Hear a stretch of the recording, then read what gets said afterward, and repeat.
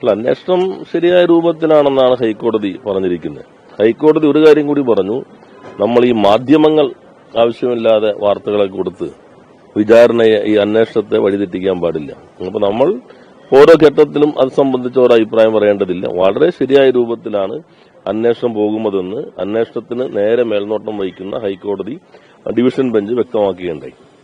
എന്ന് മാത്രമല്ല, ഒരു സമ്മർദ്ദവും എസ് ഐ ടിക്ക് മുകളിൽ ഇല്ല എന്നതും ഹൈക്കോടതി വ്യക്തമാക്കി. അപ്പൊ സമ്മർദ്ദമുണ്ട് എന്ന് പറഞ്ഞ് ഇത് വഴിതെറ്റിക്കാൻ ശ്രമിച്ചവർക്കെതിരെയുള്ള ശക്തമായൊരു താക്കീതാണ് ഹൈക്കോടതി നടത്തിയിട്ടുള്ളത്. നിങ്ങളൊന്നും പിന്നെ അങ്ങനെ പറഞ്ഞ ആളുകൾ അങ്ങനെ പറഞ്ഞു എന്നുള്ളത് വിധി വരുമ്പോൾ നിങ്ങളെല്ലാവരും മറന്നുപോകുന്നതുകൊണ്ട് അത്തരം ചോദ്യങ്ങളൊന്നും വരാതിരിക്കുന്നതാണ്. അതുപോലെ മറ്റു പല പുതിയ ബന്ധങ്ങളൊക്കെ ഉണ്ട് എന്ന് പറഞ്ഞ് അതുപോലെ വളരെ പ്രധാനപ്പെട്ട ചില ചിത്രങ്ങളെല്ലാം പുറത്തു വന്നിട്ടുണ്ട്. അപ്പോൾ തുടക്കം മുതലുള്ളൊരു അന്വേഷണത്തിലേക്ക് ഇപ്പോൾ SIT വരുന്നു, എല്ലാ കാര്യങ്ങളിലും ഒരു പരിശോധന വരുന്നു എന്നാണ് മനസ്സിലാക്കാൻ കഴിയുന്നത്. ബാക്കി ഹൈക്കോടതിയാണ് അതിന് മേൽനോട്ടം വഹിക്കുന്നത്. ഈ ഘട്ടത്തിൽ ഗവൺമെന്റ് അത് സംബന്ധിച്ച് പ്രത്യേകമായിട്ടുള്ള അഭിപ്രായ പ്രകടനങ്ങൾ നടത്തുന്നില്ല.